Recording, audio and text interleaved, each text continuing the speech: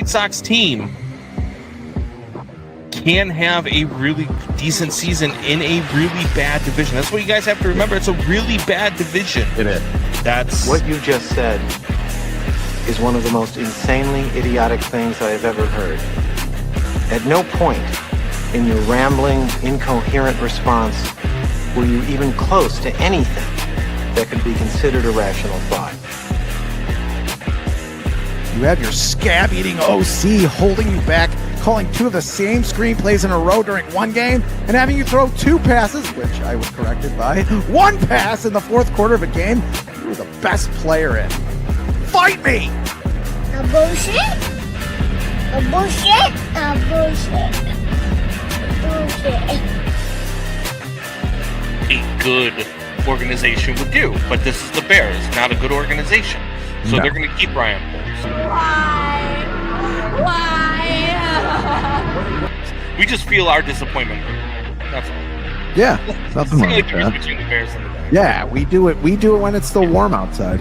Right, yeah. We can get out like October, beginning November. Still like 50, 60 degrees. Nowadays, it's still like 70 degrees. And that way, during the winter, we're still so angry that everything's warm.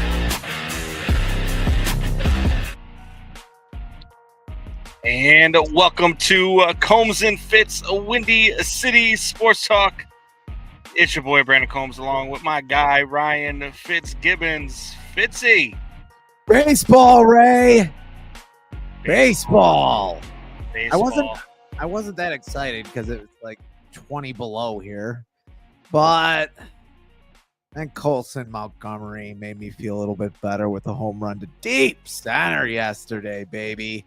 Yeah. Against your World Series bound Cubs. Did they win that game? The White Sox? Oh God, that's all that matters in spring training is who wins. Yeah, I mean, look, the Cubs might not lose a game all year. I mean, I'm pretty good. 4-0 in Cactus League play. They look so good. They might not. I'm just joking. They're. You'll hear when we pick our NL Central who I actually have winning the division. Whoa! It might not be the Cubs, or if you listen to me on any of my other the big red machine, you've heard who I've already picked. And yeah, it is the Reds. Spoiler alert. It is the Reds. That Tito Francona and that roster that they have, they probably have the deepest starting rotation in the division. They probably have the best top to bottom lineup in the division, and they've certainly got the best manager in the division. Maybe one of the best managers of all time in Tito Francona. So, yeah, no, man, it's well, since we're here,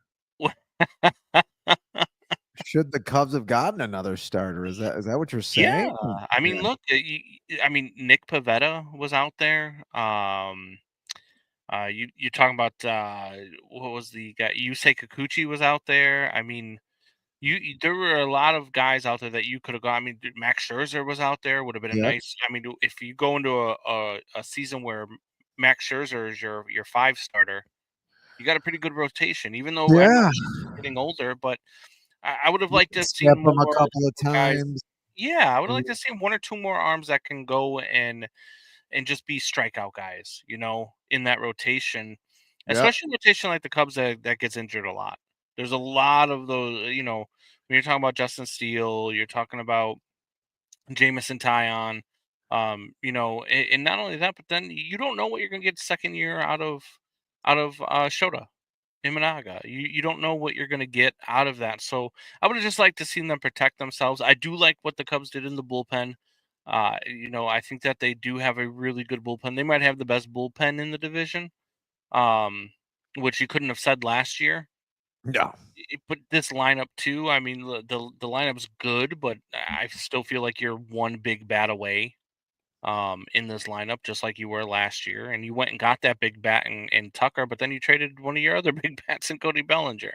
So, no, I don't. I mean, the smart. They're just trying to break even, Jeremiah. Yeah, there was biblical losses. The poor guys. They're just trying to break even. No, I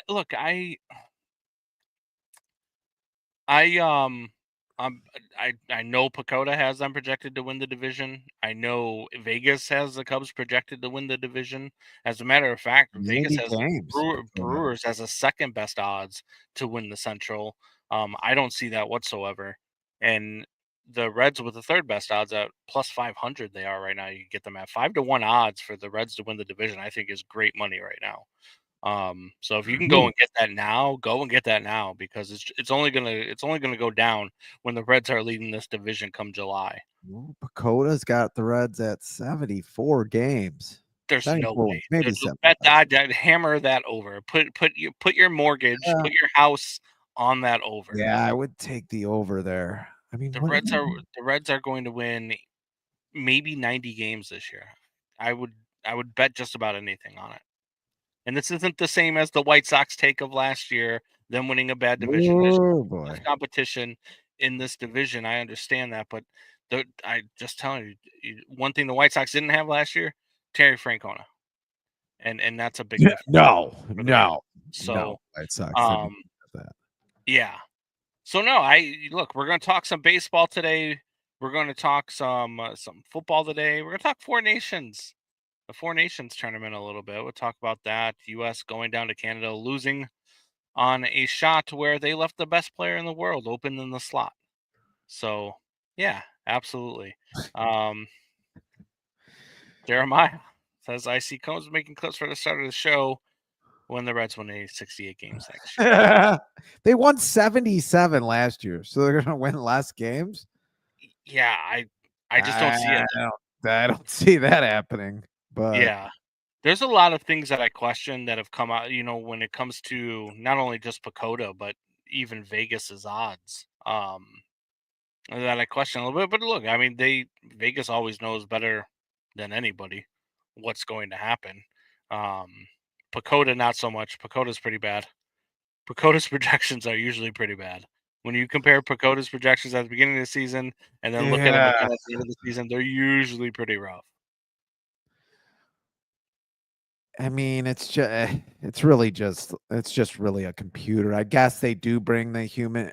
It used to be just a computer. Now they bring more of the human touch in. But Yeah. I mean, they got what do they got the Sox doing? They got the Sox at 62 wins. 61.8. I don't know how you win 0.8 wins, but we're just gonna give them. We're just gonna ride. I We're don't gonna round up there. I don't know that I don't do you see the White Sox getting there? 62. Where I do you mean, we talked How many about it wins last do you see week. the Sox having? I don't have them at 62. Like I said, I think I said 51, 52, maybe more. But they lost a lot of games last year that they should have won. They should have won like another 10 or 15 games. I forgot where I read it. I don't have it handy now, but I mean, that you never know. Baseball's a weird game. The ball could bounce a certain way. They could get a couple of lucky wins here or there, be 500 through 20 games or something like that, and Yeah. win 60 something games, but they're not winning 75. Unbelievable. He's back. He just comes and watches for 10 minutes until we say White Sox so he can put 75 games and then say he listened to the entire show. Yeah, and but he does share the content, so we got to give him that at least. Yes, he does. He does. He's very nice on Facebook. On Facebook. On Facebook. For sure. On Facebook. All right. 75 wins though. You don't have him at 75 wins. Where do you have him? Since this show is just going to be directionless today. I would bet the I would bet the under for the White Sox. If you're telling me 61 is the number, I'm betting the under. Look, that's a 20 game improvement. And the roster is worse than it was last year. And I know that you got Venable now, and you've got you're going to see Colson Montgomery. You're going to see a couple of your young guys that you're excited to see. But there's, I mean, Eddie Caro, probably Noah Schultz. yeah, I can see them coming out of the gate hot. I can see them coming out of the gate hot and being like I could see them winning 15 games in April and people being like, "Oh, look at the White Sox. They're playing really good under Venable." And then at some point your your talent level just shines through. Um and But so it's going to be a rough season for the White Sox again. Doubting Thomas, I'd go well, under. They will trade Robert and anyone else they can before the deadline, and he's got TLR Nosferatu himself. yeah. Also a pretty good movie if you haven't seen it yet. Which one? Into that TLR? horror thing. Nosferatu. Yeah, it's that too. He's gonna have a documentary out there soon. Yes. Yeah. Sleepy Tony. So what when you're looking at the White Sox in spring, what are you looking at? You said you were excited by Colson Montgomery. Are you excited by anything else this season for the White Sox? I mean, other than Colson Montgomery, what else are you excited to see as a White Sox fan? Player wise, Yeah, or there's got to be are somebody we you're going into the excited to see Justin some. Ishbia stuff? Well, that Player too. I mean, yeah, we definitely are going to get into Ishbia stuff, but I want to know uh player wise, like who should I be looking out for? Matt Thorpe. Yeah, He had a bone spur or bone taken out of his elbow. They thought, maybe it could be Tommy John. It wasn't. He's already thrown a side session at spring training. He might not start the year, but maybe second or third start just to be on the safe side. He's going to be interesting to watch. Like I said, Noah Schultz, this guy is going to be something after his Tommy John surgery. yeah, But I mean, he could be a guy like Chris Sale who doesn't get Tommy John. I mean, every time Chris Sale threw the ball, I thought his elbow was going to rip off, and his arm go with it like a really good Simpsons episode. Have you ever seen that one where Homer's foot, or no, it wasn't Homer's foot; it was the kicker's foot goes. Obviously, it wasn't Homer's foot, but the kicker's foot goes through the uprights in a football game with the ball. But I mean, he's like 6'10", has a great fastball, a ridiculous slider. I mean, that's going to be interesting to see. Eddie Caro, the switch hitting catcher that's down there, who had a great year in spring training, was traded for Lance Lynn, whose ERA was almost 6 at the time. So I'll take that. Yeah, a lot of good players. I mean, I do like seeing Luis Robert play no matter what. I just do. yeah. Do you think he's gone by the deadline? Uh We got 3 more years of control on him. 3 more years. Yeah, I think he's probably, if he hits 15 to 20 home runs or even like 12 or 13 and has a pretty decent on base percentage and the slugging is usually always there with him. Yeah, I think he's going to be gone by the deadline, which kind of sucks because so you're telling me they're not going to be good in 2027? With You're not with even that good much enough to control, be though, US.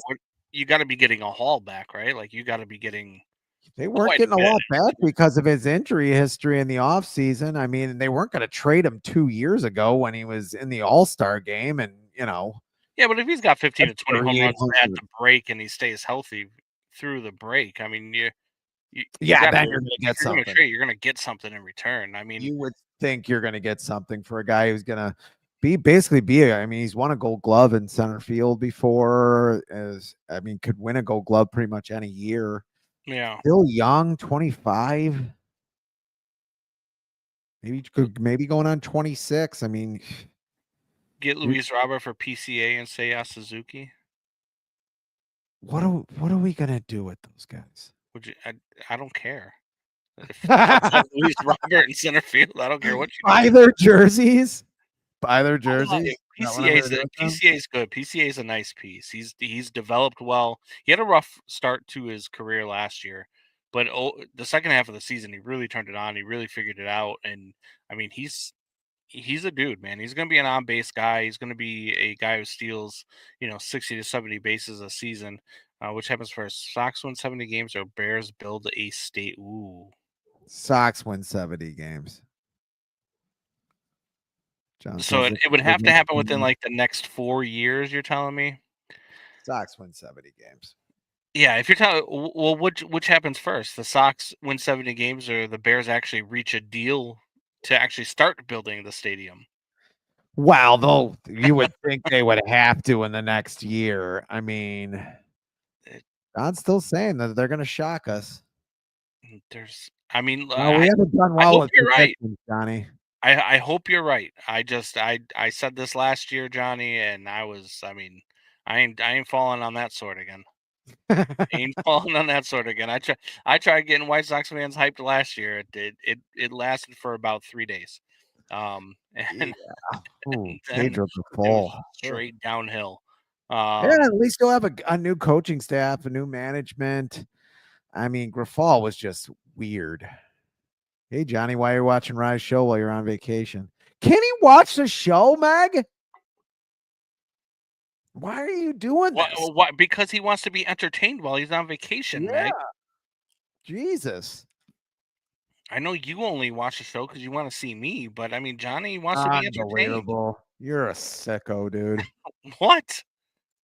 You're a sick person.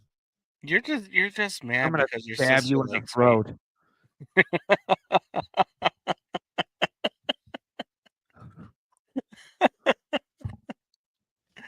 All right, Watch the guy slowly. let's talk about the Ishbia stuff before we get to Fitz gibberish, and then Yeah. we'll break down some baseball divisions after that. So why don't you go ahead and tell everybody. You probably read more about it than I have.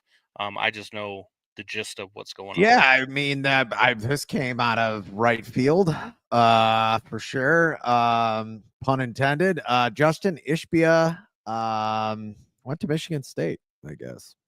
Hopefully, he doesn't try to. If he's coming out of right field, hopefully he doesn't try to rob a home run and tear a pec in the spring training game. Stop it. I think he was playing left field at that time. No, it was right. Eloy Jimenez hit 30 home runs on the South Side. A long time ago, though. Seems a lot longer than it was. But anyway, Justin Ishbia. He owns the Phoenix Suns. If somebody doesn't know, what was going after the Minnesota Twins for a while now. Pollard family. I mean, they thought this was not a done deal, but he's pulled out and it's left them stunned. Which that's where I want the Twins to be. I mean, we were talking before the show. The Twins, they get their scouting department purged.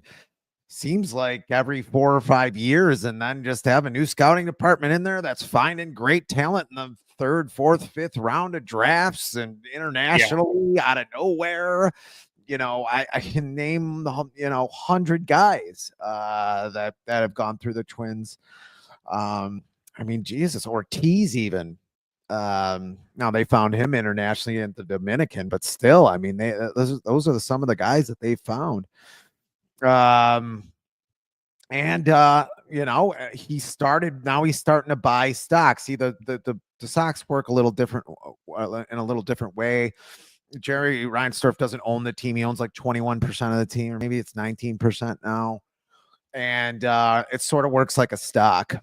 As the team, price goes up, you own more, but you cannot you have to have permission to sell a certain amount of it, or it's very weird. It's very murky and weird, but you can buy some. And his sons were selling off a lot of, they were buying up a lot of the team because they knew they were going to sell it. He bought the team for like $20 million. You could tell that last I heard, it's like $3 billion. It was like $2 billion a few years ago. It's going up fast. It's still in a great city, not a great organization, probably not a very good sports city, especially since we started this goddamn show. Thanks, Combs. Hey, no problem. And no problem. Life's been going great for both of us ever since we started this show, by the way. I mean, I just want to throw that out there. Yes. We have both no one thrived died. in life. No one died. Yeah, there's been no one there's been no deaths in the families. There's it's just everything's peachy. We are thriving. We're both making millions off of the podcast, and the sports teams that we talk about are great. It's Are like we doing live in great, Kansas and they City. really pushed us forward. We should thank them more. Yeah. Not one playoff appearance, not one game. Oh God. But anyway, yeah, Justin Ishbia, he owns the Suns. Been pretty good owner there. I mean, the Suns been pretty good Yeah. year in and a year out. Got a lot of money. We just looked at his net worth beforehand, and we had the production staff look at it, 5.5 billion. Mm. It's actually their brothers, but he's the kind of face of both the brothers. Reinsdorf bought the White Sox in 81, my birthday year, for 19 million. They're saying 2 billion per Forbes, but I've seen him as much as $3 billion. He's got more than enough money to buy him and to inject money into this team and maybe into the neighborhood where they're at. I mean, maybe he's interested in the move. I mean, maybe this is the only credit you can give Jerry Reinsdorf, because he's such a slithering snake of an amphibian that all the moving them to the South Loop and whatever that area, what I forget what it's called, 70s, lot 70s. I Just don't go know ahead what. and say it. You wish it was him instead of Virginia. Oh, I totally do. If they could trade places, that'd be great. But that guy's never gonna die. He doesn't even look that bad, which Yeah. yeah, but anyway, this is a good sign, and he's starting to buy up some of the team.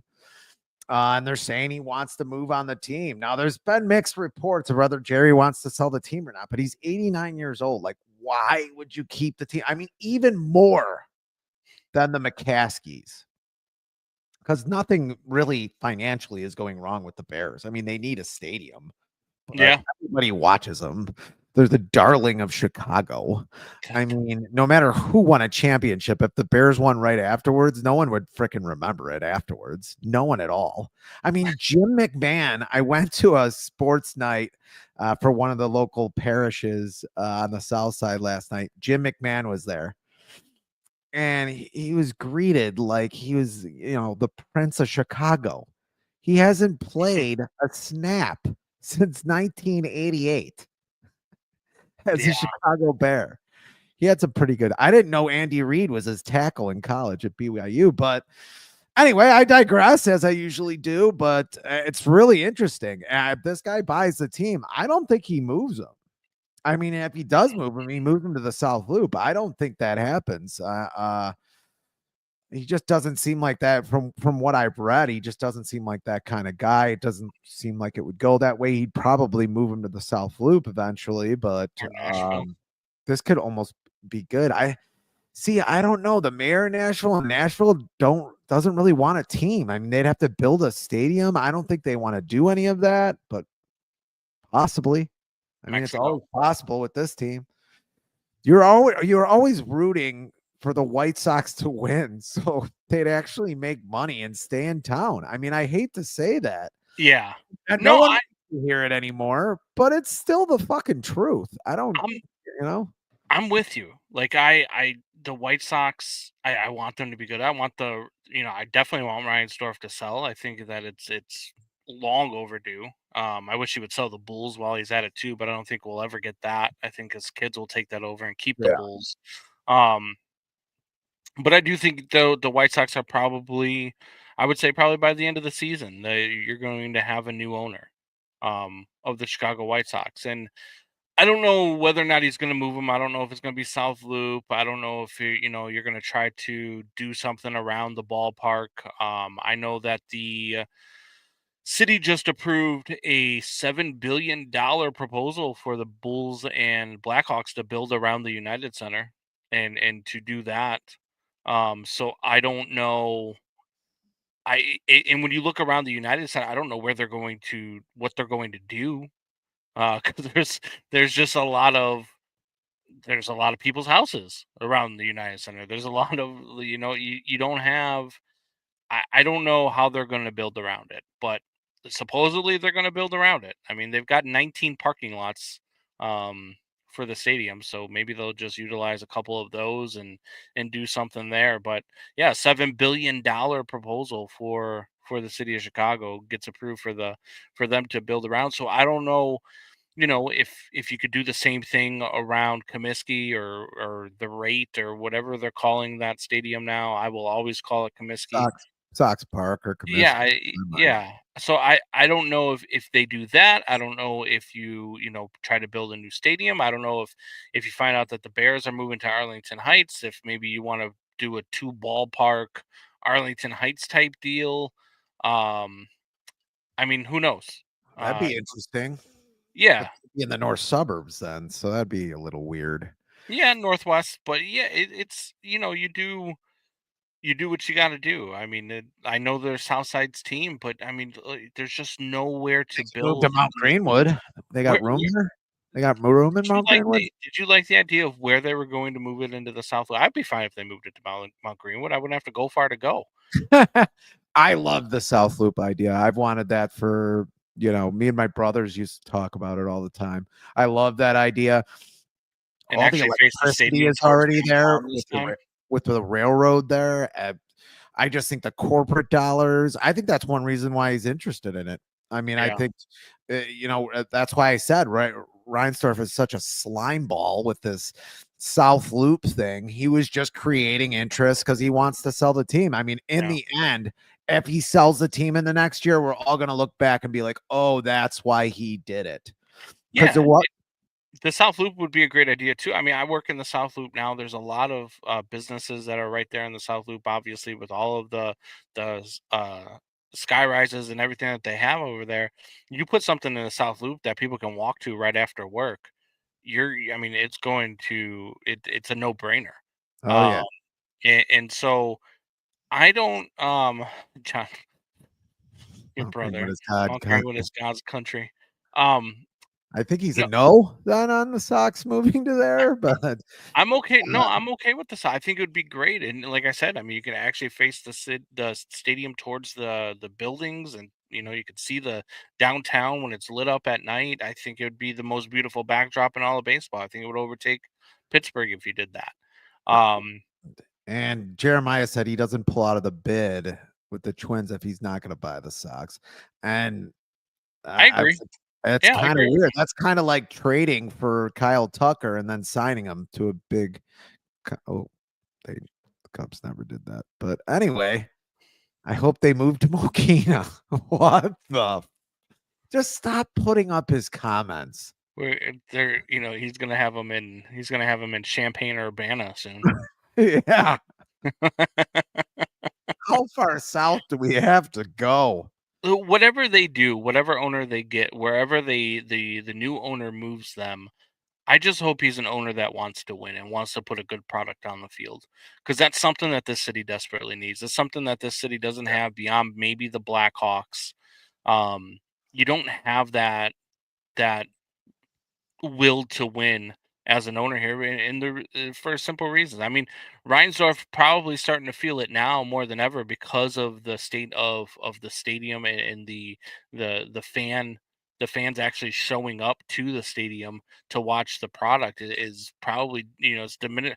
I can't tell you how many times I've gone to a Sox game, bought 500 level tickets, and just sat 5 rows behind the dugout because Yeah. there's nobody in the stadium.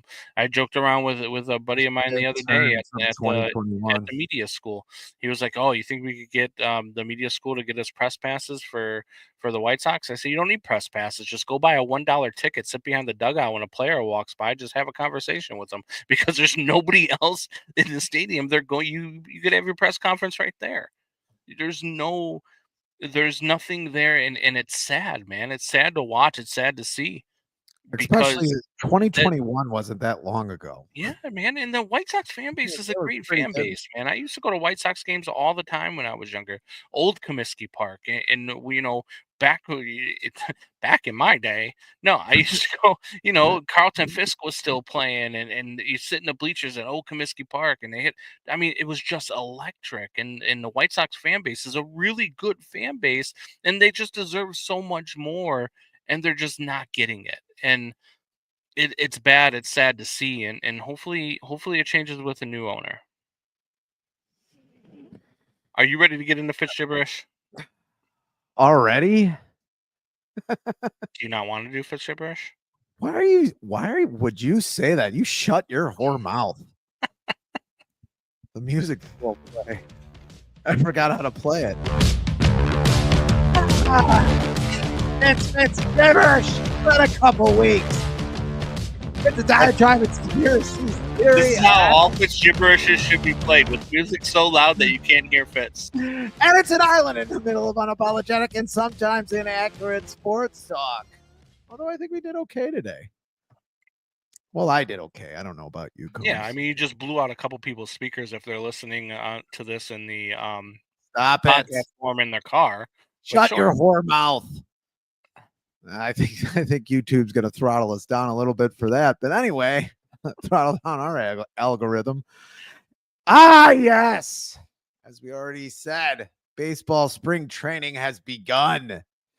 It is the one sport where the sight and sounds gently invite you in. The smack of the glove as 100-mile-an-hour pitch hits it.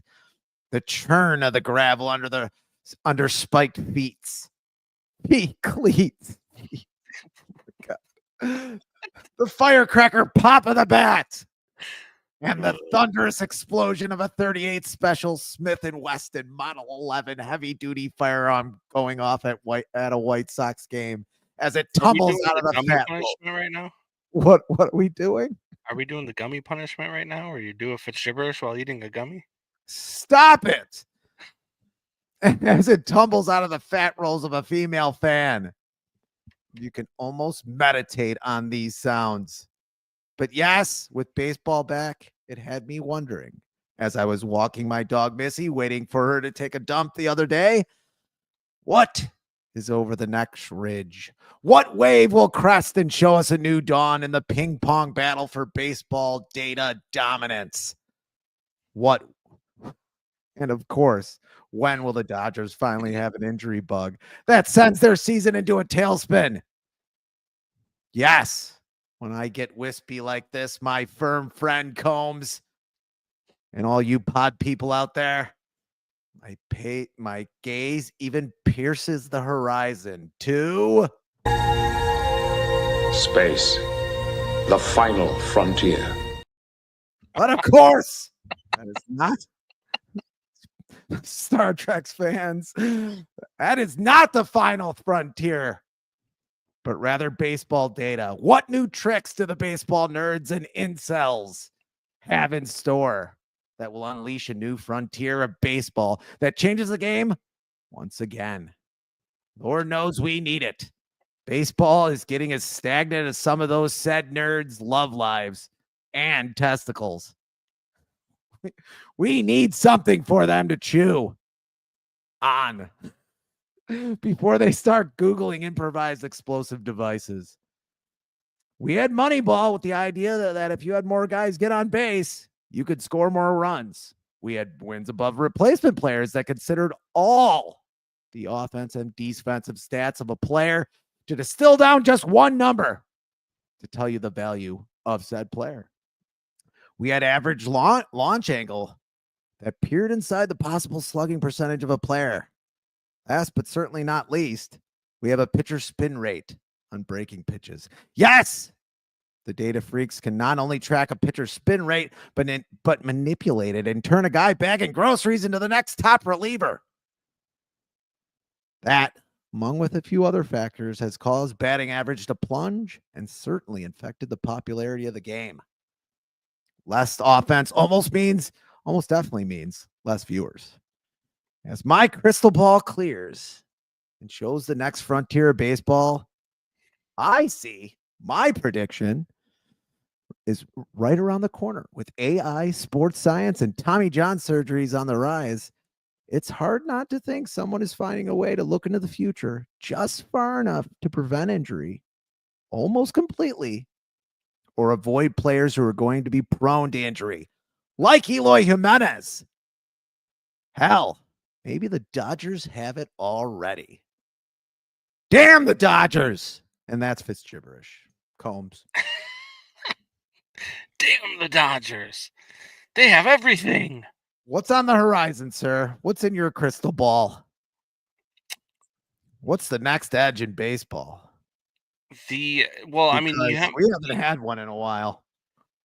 You can't lower the mound any lower than it's already been lowered. You've already got the ABS challenge system coming in spring training, so that's going to be the next thing that actually gets implemented.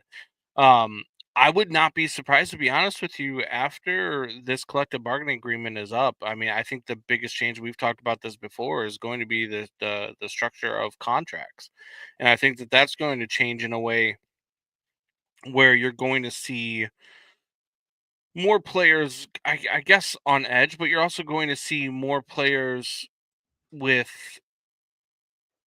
max contracts as well. And you're going to see more parity. You're going to see guys like Kyle Tucker aren't going to hit free agency. Guys like Kyle Tucker are going to be the key piece that teams build around. And each team is going to have 2 or 3 of those guys because of the salary cap that's going to be implemented. I also think you're going to see an automated strike zone after the next collective bargaining agreement is up. I don't think umpires are going to be calling balls and strikes after 2026. I just don't. And it, it's already starting to lean that way with the challenge system, but I don't see a reason, when you have the technology that you do, to keep allowing home plate umpires to call balls and strikes, especially when you've got so many that are so bad at it. I know that Angel Hernandez retired, thank God. And I know that Cowboy Joe West is gone, thank God. But those guys, behind the plate, they were horrendous. They just were. And there's no questions about it. And you still see, umpire grades now. You saw some in the World Series. They're at an umpire's grade that was like, I think it was like a 72% of accurate calls. That can't happen in the World Series, man. It just can't happen. No. So I think you're all the betting going on now. Yeah, and I think that the entire game after this collective bargaining agreement is up is going to have a complete shift, a complete change. And some of it's going to be good, some of it's going to be like, hey, I hate this. Like, I still hate the runner on second base in extra innings. Like, I don't like that. I don't like the mandatory three batter rule for relief pitchers. Yeah, or the shift. You can't shift. Yeah, it's like you're not a hit. You're going to have good and bad adjustments, and there's going to be some that you hate and some that you love, and you're just going to have to deal with it, because that's what it's going to be. I think the entire landscape of baseball is about to change after this collective bargaining agreement You is think up. we're going to have 6-year rookie contracts? I think 7-year rookie contracts. I think you're going to have. I think it's going to be more like football. I think it's going to be 4 with a 5th year option, and I think it's going to be a player option for that 5th year. And I think that you can't do this anymore because 30-year-old players aren't as good as they used to be, and these guys are missing out on these crazy paydays, because by the time their rookie contracts are up, they're 29. Yeah. And that's the thing too. I had this conversation just the other day with Ryan Horvat, and it's, when you look at the Cubs and you talk about the Cubs, we joke around all the time about the White Sox, right? And they've never given over $100 million in a contract. They've never given a big contract. Their highest contract is Andrew Benintendi at $75 million. Yay! The Cubs aren't much better. They've never given over a $200 million contract. The Cubs have never given up a $200 million contract. Jason Hayward? Yeah, well, Jason Hayward. I think Jason Hayward is the most in a total contract, but I think that the highest AAV was actually Alfonso Soriano. Yeah. Oh my God, 20 years ago? Yeah. So even when the Cubs won in 2016, people are like, "Oh, well, they spent money." That they didn't. They gave Jason Hayward a really bad contract, and they went and got John Lester. The rest of that team, John Lackey too, but the rest of that team beyond that, we're all on rookie deals. 90% of that roster was on a rookie deal. Chris Bryant was the MVP of the league. He made Yeah. $556,000 that year in his contract. They just haven't spent either. And I don't, and I know, we say it all the time. They're making money. It's crazy. I think that you'll see. I think what the give will end up being is, but when these contracts do come down, I think you'll see prices go down a little bit around the ballpark too. Not a lot, but you'll see them come down just a little bit. It might be a little bit more affordable to go to a game, but the the owners have to take less of a percentage too. I mean, the whole landscape has to change. There has to be a floor. There has to be a ceiling, and you have to do it. You have to change it because you got too many teams like the Pittsburgh Pirates, like used to be the Cincinnati Reds. I mean, they're good. They're in the same situation the Cubs were in 2016, where they have a really good young roster, but the vast majority of their roster is on rookie deals. So they're it's you need the combination of both. You need and as much as the NBA sucks as a product, the NBA has it right with their structure. Each team has 3 superstars that they build around, Yep. and 3 guys that are on max contracts that they build around, and that's about where you want it, because then it spreads you've got so much parity when you have that around the league right now. I mean, we're talking about, like, obviously the Lakers added Luka Doncic. They went from a team people didn't think could even make the playoffs to now they're a team that people are picking to win the West. Yeah. So It's it starting to get the point again, and like it was in the late 90s, early 2000s, and a few other times you can point to where some teams just don't have a chance. I mean, yeah, the Rays used to have a chance, but they don't even really have a chance in the East anymore. There's a lot of teams like that that aren't going to have yeah. a chance to play against some of these teams. But that's where baseball has really fallen off, is that baseball stopped being a sport of parodies. Baseball stopped being a sport of, a mix of, developed players on your team along with superstars. And now it just became like the Dodgers building a super team and finding a Yeah. loophole. Like, When and is I don't blame the Dodgers. Like, I'm not mad at I know a lot of people are mad that, oh, Dodgers are ruining baseball, blah, blah. Dodgers aren't ruining baseball. The Dodgers are doing what we wish all of our teams would do. yeah. That they're not ruining it. The Cubs, the White Sox, the Rays, the Reds, the Pirates, the Nationals, all of these teams could do the same thing. And people are like, "Oh, you think they could afford, say, 700 over the course of time?" Sure, but do you think that this ownership group is going to be around in 10 years? They're going to win 4 or 5 World Series, or try to win 4 or 5 World Series, and then they're going to sell the team for Yeah. $10 billion, For a whole lot. and it's going to Yep. be somebody else's problem to pay these contracts. Yep. Like the Mets, like Bobby Bonilla. Do Yeah. you want to guess what how many wins Pacoda's got the Dodgers winning? The Dodgers, Yeah. my guess is probably somewhere like around 106. 103. 103. Yeah. Yeah, I mean, It's that's high for I Pacoda. I have them picked at 101. I mean, that's Shoot. that's where I have the Dodgers this year, is 101. Who's gonna? I mean, in the regular season, it's gonna be different than the postseason. The Dodgers too. There's a caveat about the Dodgers, because I think that there is an avenue for the Padres to win this division. So we can just go ahead and hop into our NL West talk, which we're gonna All break right, down let's do anyway. it. So I have the Dodgers winning this division with 101 wins. But there is a caveat to the Dodgers. I know the Dodgers have all of these names. I know that, they've got Shohei Ohtani, they've got Mookie Betts, they've got Freeman. They went out and they added so many people this offseason by getting um uh who was the guy, the pitcher? Blake Snell, Tyler Blake Snell. Glasnow, Yep. Roki Tyler Glasnow. Sasaki. They've Yep. got so much, but the depth. 3 starters they got after winning the World Series. Yes, but their depth and the middle of their bullpen leaves a lot to be desired, right? Because let's say one of those guys go down. Let's say Roki Sasaki goes down, or Tyler Glasnow goes down, or Blake Snell goes down, or maybe Shohei Otani's just not right after a second Tommy John surgery. Mhm. Michael Kopech is their 6th starter. Michael Kopech is their long relief guy. They don't have anybody behind him. You know what I mean? When you're talking about Mookie Betts. Behind Mookie Betts is going to be Kike Hernandez and Miguel Rojas.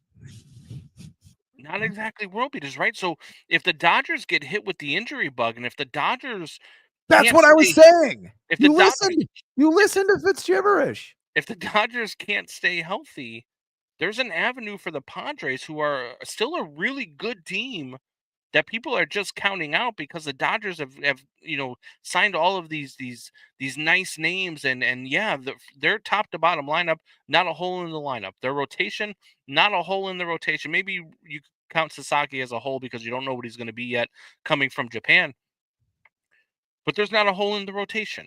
And when you look at this team when they're healthy, yeah, 101 wins easy. Maybe 110, maybe 111, maybe they set the record and win 121. Yeah. There's a possibility for that. Yeah, they're But a gonna be couple of good. injuries here and there between Mookie Betts or Freeman or even, I mean, hell, even Max Muncy. These guys go down for an extended period of time. The Dodgers don't have that because they've had to trade a lot of these pieces because they They can't afford them. That's why got a they had to lineup. They got a what's that? line. They got a murderer's row of a They lineup. do. They Conforto, do, but when you look if you look at the Padres lineup as well, right, and you yeah. look at what the Padres have built over on their side of things. Arise, best hitter in the league as your Yeah, leadoff hitter. Arise, Tatis, Cronenworth, Machado, Bogarts, Jackson uh, Merrill, yeah, Fernando Tatis Jr. is still on that team, people forget, Jason Hayward's batting eighth. and they added Connor Joe, who has a really big bat. Yeah. Hayward's batting eighth, but that might be the one hole in the lineup. But Might be. what the Padres have built is a lineup that is could be just equally as good as what the Dodgers have. Only the difference Fox is here. the Padres. Does he The know Padres anything have about some baseball? yeah, sometimes. Hasn't But the best Padres been have built out the depth, last two right? seasons. The Padres went out and got Gavin Sheets. The Padres have Yuli Gurriel. The Padres have Tyler Wade. They've got guys that can come up and sustain if somebody does go down. They went out and got Elias Diaz, the catcher, They but they still still got Yu have their big. Darvish. Yeah, Is they their still third got Martin pitcher. Maldonado as a third catcher and Luis Campusano, who is their big prospect, as their backup catcher. So they still have the depth to sustain if there's an injury. So I do think that the Dodgers are the best team in this division, but I don't write off the Padres. I do think that there is an avenue for the Padres to win this division. Do you agree with that? Yeah, I can agree with that. I mean, I mean, Dylan Cease is a Cy Young waiting to happen. I don't care what anybody says. That fastball slider combination is probably the best in the league when it comes to a right-hander. I can't see a better one. Both pitches look exactly the same, and he really came on late in the season last year for their playoff push. I mean, then you still got you Darvish in there. I mean, that could be quite a starting rotation. When you start getting that going, I mean, they could win 90 something games too. Pacoda's got them winning 87 games. Yeah. Might be the over, but that puts them in the playoffs, probably 87, 88. Pretty much puts you in the playoffs. Jeremiah says they've also got the top five farm system. Come on, they'll be fine. He's talking about the Dodgers. Well, yeah, but you They have still have a lot of guys in their farm system. Yeah, but how many of their guys are ready to come up? I mean, if you're talking a lot of their guys that they had in the farm system, they've actually traded. A lot of their guys in the farm system, they have a. You're talking about who's the kid that they have? DePaula, who's only 19. He's in high A. They got Rushing, their big outfield prospect. I think he's their number 2 prospect. He's in Triple A. But I mean, you're talking about prospects that you don't know where they're at. They've got a lot of pitching prospects, Jackson Ferris maybe. But I don't know that any of these guys that are their prospects are ready to come up and play and make an impact right now so much that they would be better than the Padres. I really don't. Dalton Rushing, yeah. Yeah. I mean, the Padres have a pretty damn good farm system as well. I mean, I know Jackson Merrill just came up, but the Padres, I'm not He's in sleeping on their farm sales system. with the Padres. He's at +8. He's at first baseman. Yeah, He's a lefty, power hitter. But yeah, I mean, it's an interesting division. I mean, just to see, and you still got the Diamondbacks there. I mean, yeah. I don't think you want to sleep on the Diamondbacks, do you? They still got that great farm system, got a lot of young talent. Um, I don't think they're going to win it.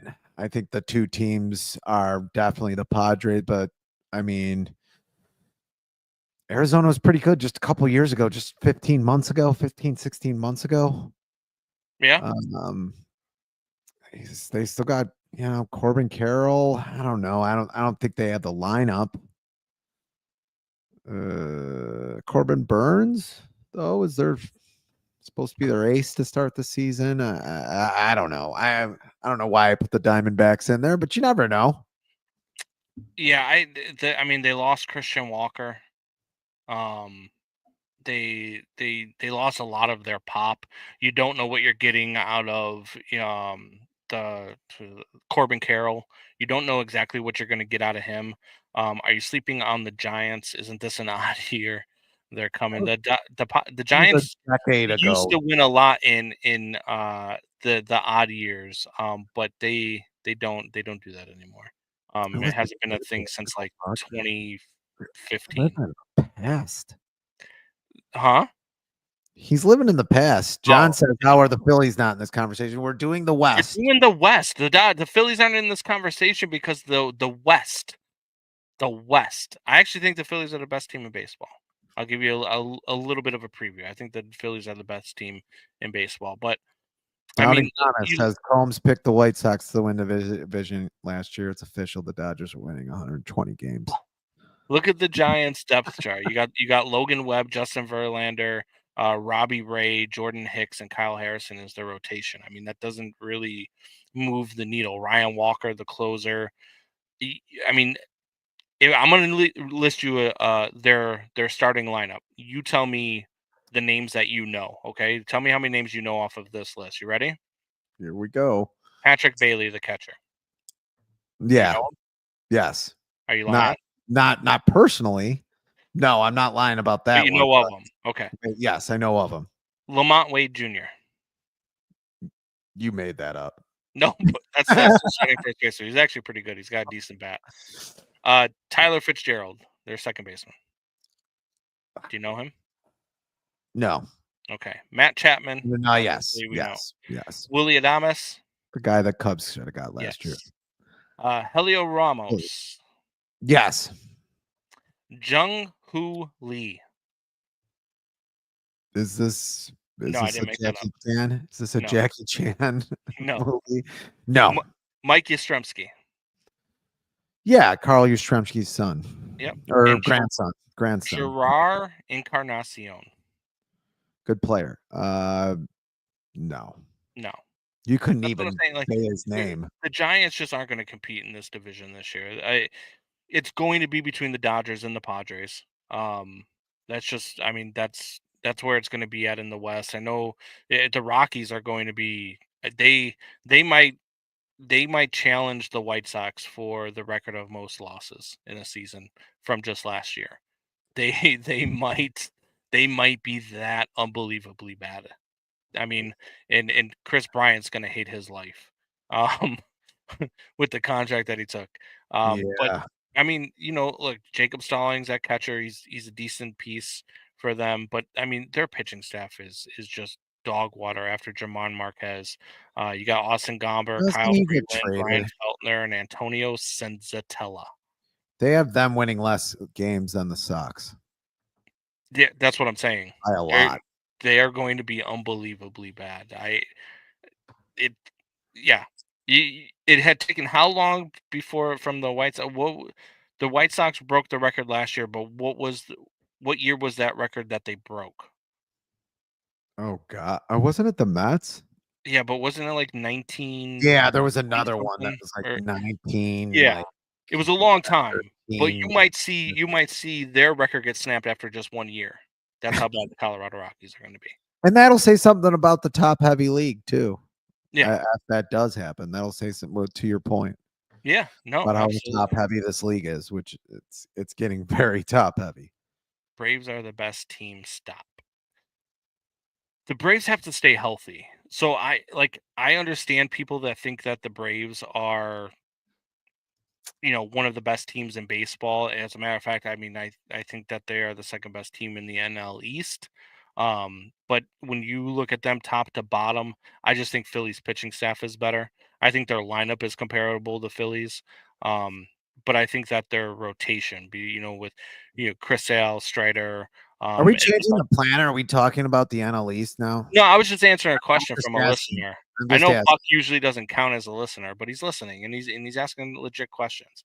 Um, after their second starter, when you go with Lopez and Schwallenbach and Grant Holmes, I don't know that that's the same as what the Phillies have. So, in their bullpen is suspect as well.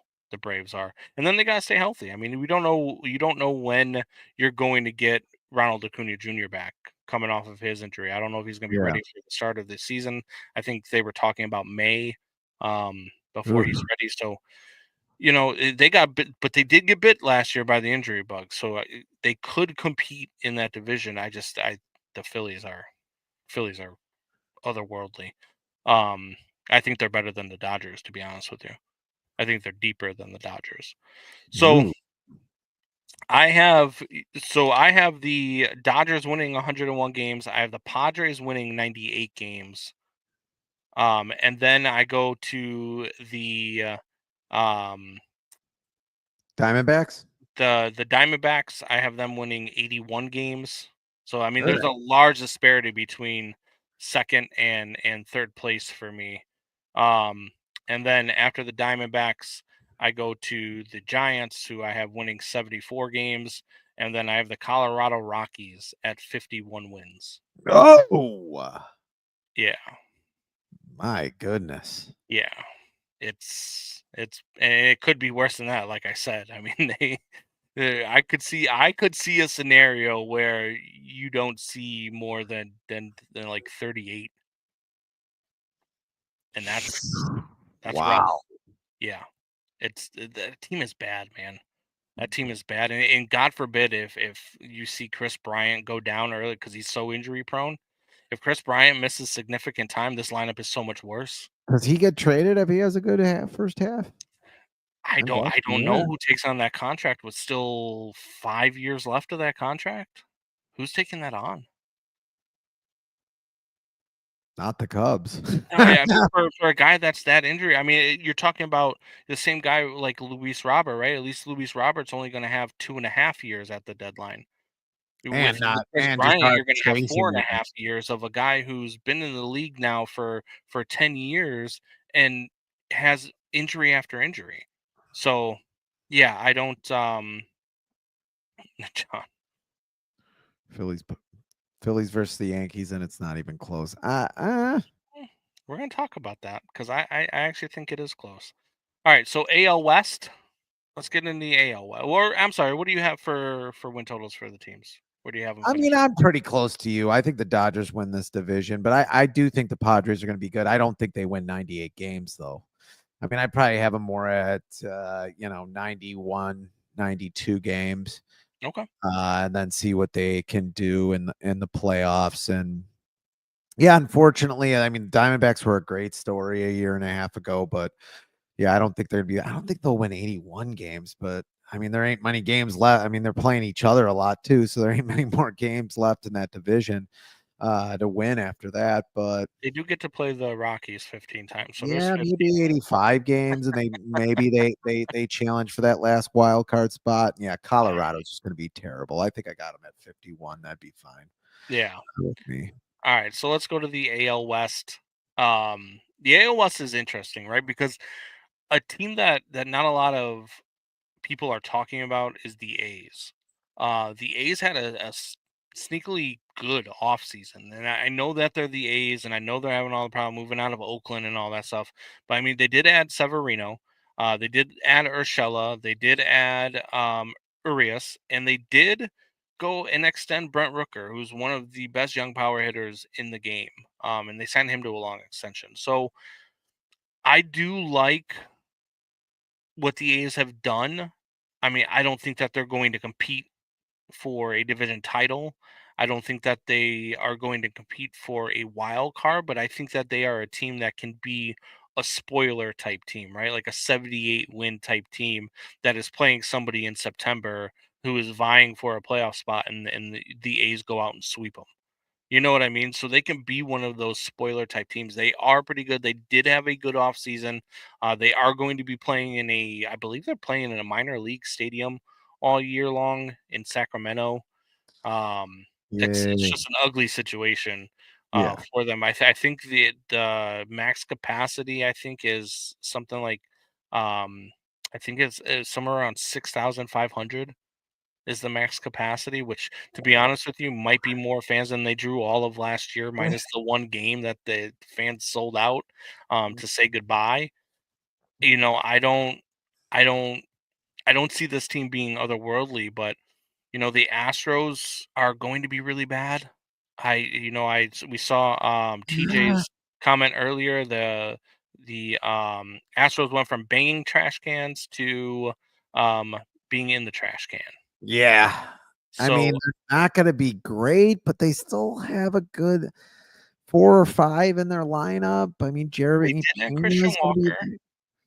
in Yeah, Paredes. he's gonna be they have him projected as the cleanup hitter. You know, he's still got Altuve, Isaac Paredes can hit, as you know, and then Yeah, Jordan Alvarez, he could have a huge year. I'm not gonna say they're gonna be world beaters. I mean, they've no. obviously pared down their team on purpose, it seems.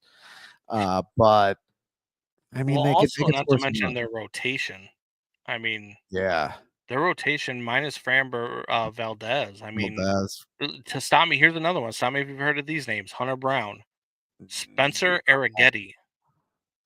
sounds like a sounds like a spaghetti dish. Yeah, exactly. Luis Garcia and Ronel Blanco. Ronel Blanco, I do know. Um, but Hunter Brown, Spencer Arrighetti, and Personally? Luis Garcia, I do not know much about. Um, it leaves a lot to be desired. They do have a decent closer in Josh Hader, although he seemed to have fallen off a cliff over the last year or two. So I think that the Astros are going to be pretty bad. The Angels are interesting. Uh, I mean, they finally don't have to worry about their dead ass third baseman, as he's going to be out for the season with a hip surgery, and he should probably just quit playing baseball. baseball, yeah. Here's a stat for you. Okay, Ugh. so when you the Angels, for those of you that don't know who we're talking about, for the Angels, we're talking about the dead ass contract that they have had over Anthony at third base, and Rendon. Anthony Rendon, Yeah. and he's going to be out with hip surgery. But in the 5 years since he signed with the Angels, he Oof. has played less games in that stretch than Ted Williams did in a 5-year stretch where he left for 3 years to go fight in World War II. Crazy, crazy. That's a stat. 3 years out of baseball, and God, they've and that gotten so less games out of him. so then they went and picked up Yoan Moncada, who's the only guy who's played about the second as much games as he has. Yeah. I don't Jeremiah know why. Murray's right. It was the 1899 Cleveland Spiders, actually, not 1943. It was the 1899 Cleveland Spiders, the record that the White He's Sox giving him a few more. He's giving him a few more years. Yeah. So they go out and get Yoan Moncada, who hasn't played a whole lot of games since. They did go yeah, they do they did go get Yoel Moncada. Maybe he's happier playing ball in California Maybe. than he was with the White Sox. I do like Schnuel a lot, their first baseman. Renfro. Yeah, Luis. Yeah, I like him a lot. I like Uh, this Mike Trout guy. I think he's going yeah, places. well, he's got to stay healthy. Yeah, he's in That's going to be a big question. But they also added Jorge Soler, which who has a ton of pop. Yeah. So World Series MVP just a couple of years ago. I do like um, Jorge Soler a lot. I like what the Angels have done, but they're not on the level yet of the next two teams, which are the Mariners and the Texas Rangers, who Yeah. I think are really going to battle this one out. I think this is going to Flip a be a coin. really yeah, I think it's going to be a really close division. Both teams are very good. Both teams have extremely good pitching staffs. The Rangers might have the best pitching staff in all of baseball, and the Mariners are probably a close second to that. When you look at the Rangers pitching rotation, DeGrom, Eovaldi, John Yeah. Gray, Tyler Mahle, and Cody Cody Bradford that they Bradford. have, yeah, Yeah. the question that I have with them That's is for going to real. be their late relief.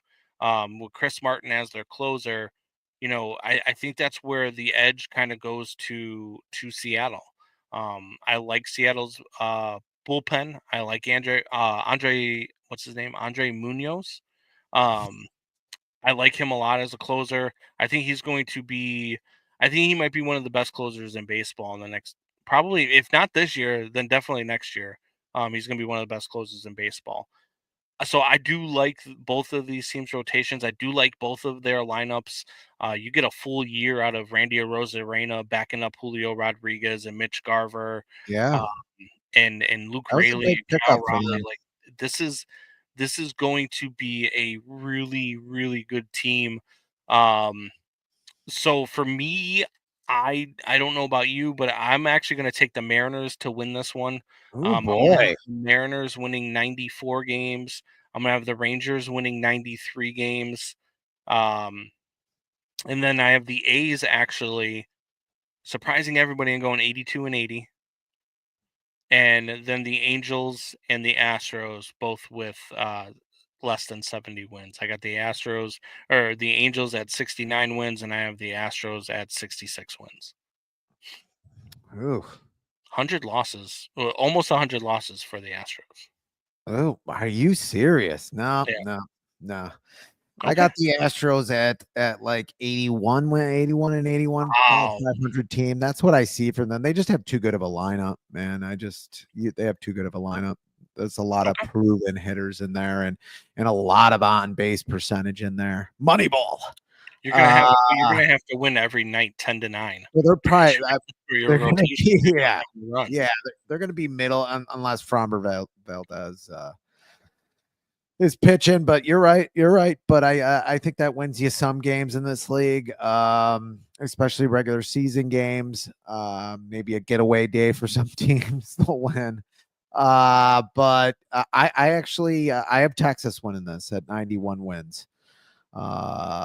I just think they got a lot of good hitting too, and they have enough pitching. I mean, I think Yeah.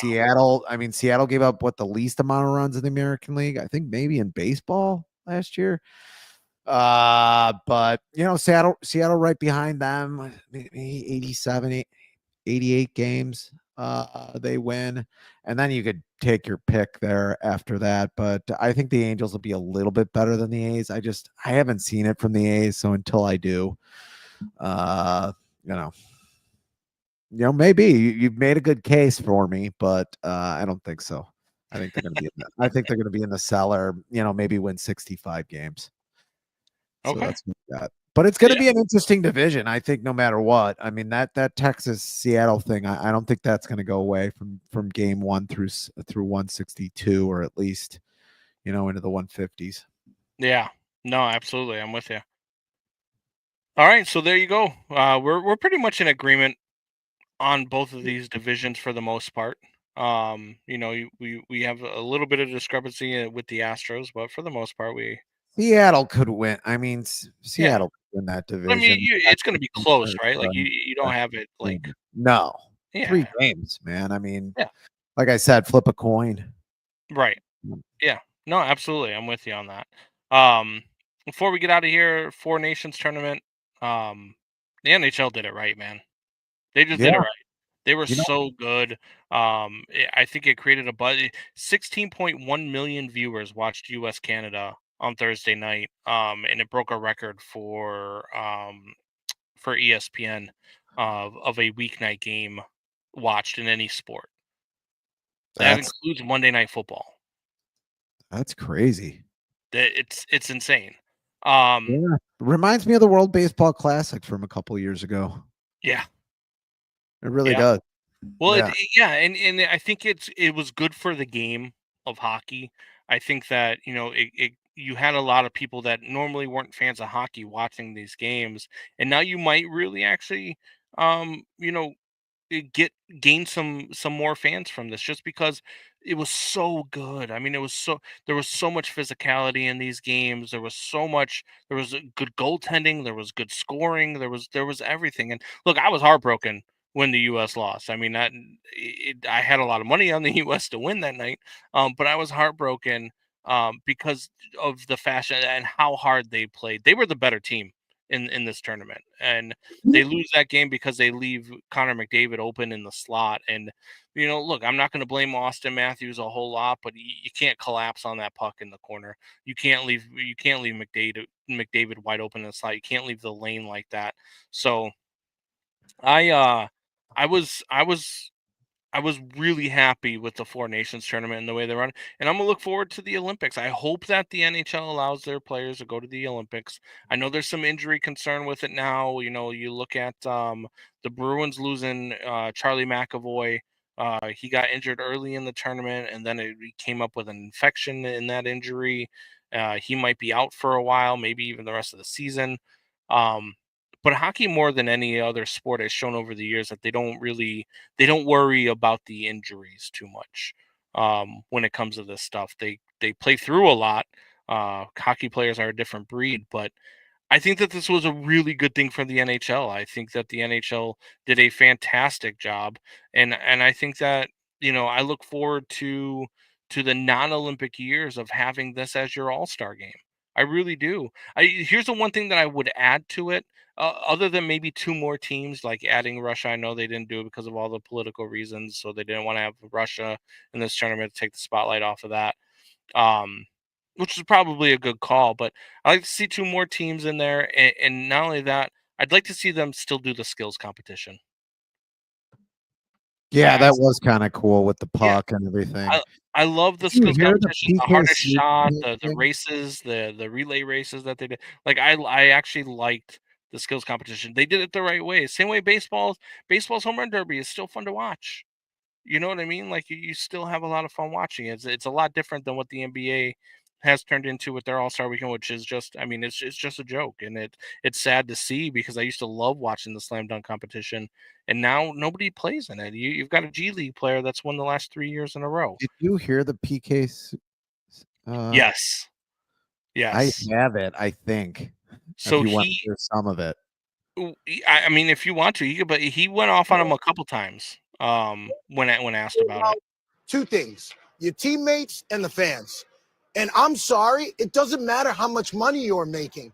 When you do not show up to play, you're letting your teammates down. When you do not show up to play, you're letting the fans down that are paying you 40, 50, 60 million. I don't care if you're getting 300 million. Congratulations. But these people in here are paying $2,500 a ticket, $5,000, that are blue collared, hardworking people. If you don't get your wrapped around that, you shouldn't be in pro sports, because how are we going to grow? How do we expect you to be an example? Well, guess what? You don't want to be. You are one.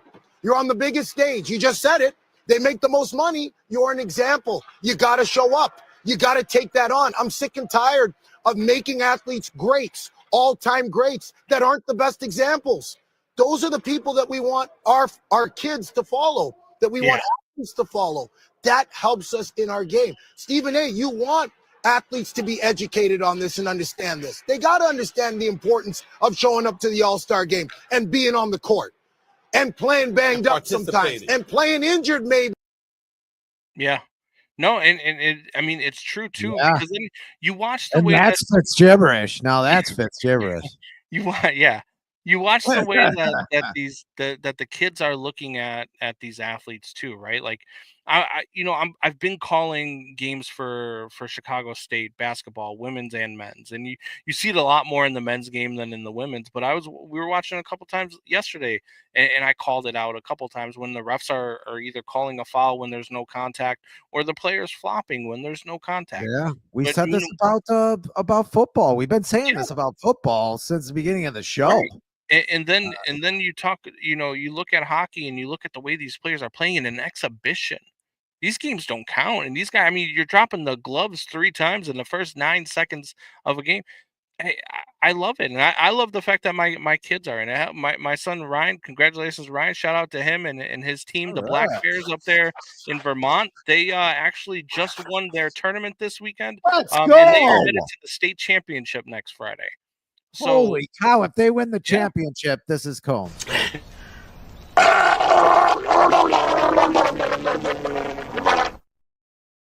Yeah, look, if they win the championship, I mean, just so proud of them because That's it's awesome, man. I'm so that's cool. yeah, when you see the stuff like that, I mean, hell, he was 8 years old playing on a U10 team. I love it.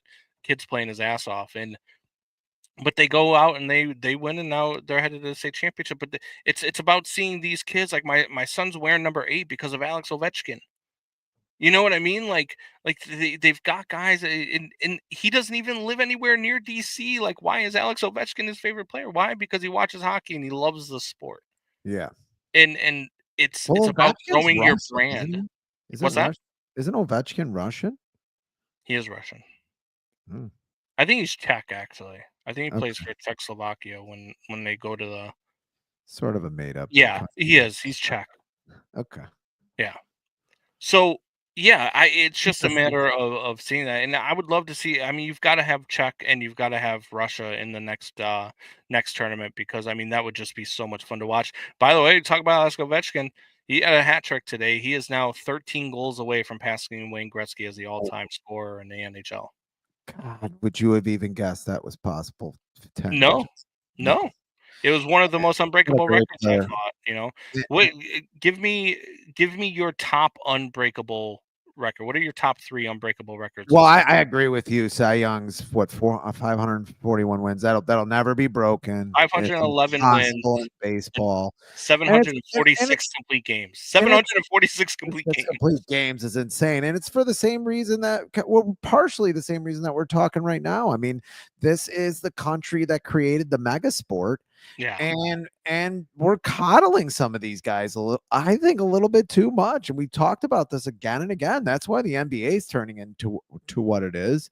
I Yeah. mean, we got other sports that in other ways are turning in. I mean, the basketball looks totally different. That's why you got PK going after the NBA there. I mean, uh it's going to be interesting what happens here to some of these sports. And we said the same thing about the World Baseball Classic, Yeah. which was probably the most interesting baseball I've seen in the last, I don't know, 4 or 5 years, probably. I mean, we had a pretty good Yeah. World Series, I guess, but it was down. Their ratings are down too in baseball.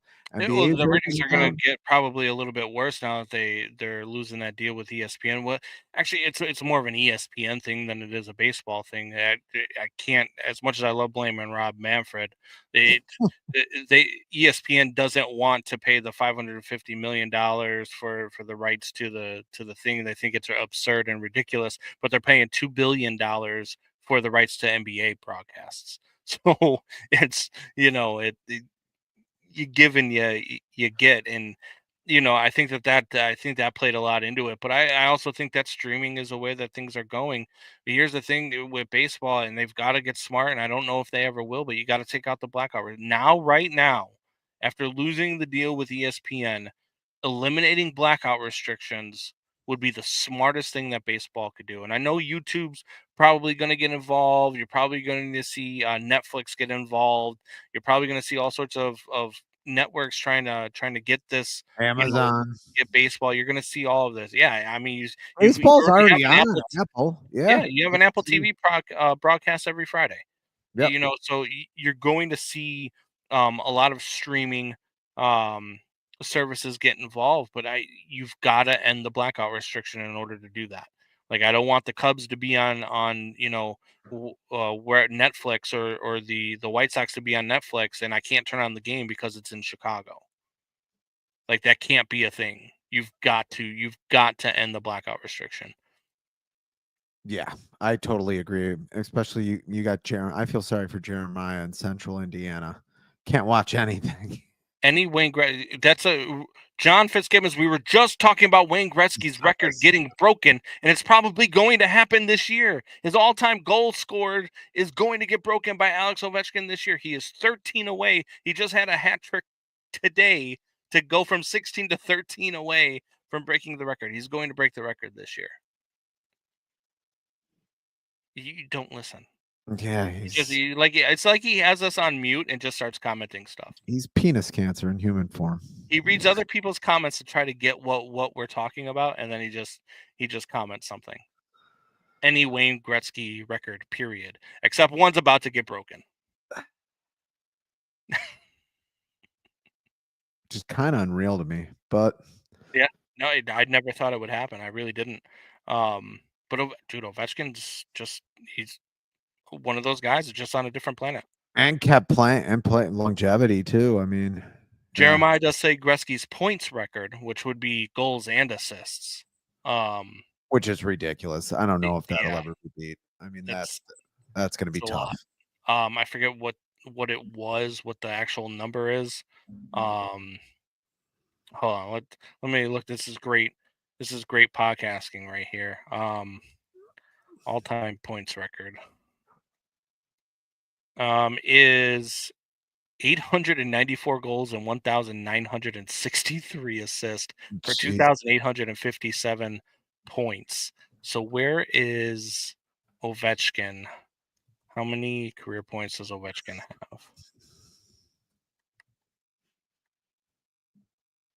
have? He's got to be up there. I know he doesn't really get the assists. He's more of kind of a puck hog when it comes to that. But let's see here. I mean, Gretzky has, like you said, over 2,000. Jaeger, Jaromir Jaeger had 19,021. So Sidney Ovechkin Crosby has 1,596 points. Yeah. Yep. And Sidney Crosby is actually way ahead of him. Sidney Crosby is actually way ahead of even him too. Yeah. So never going to happen.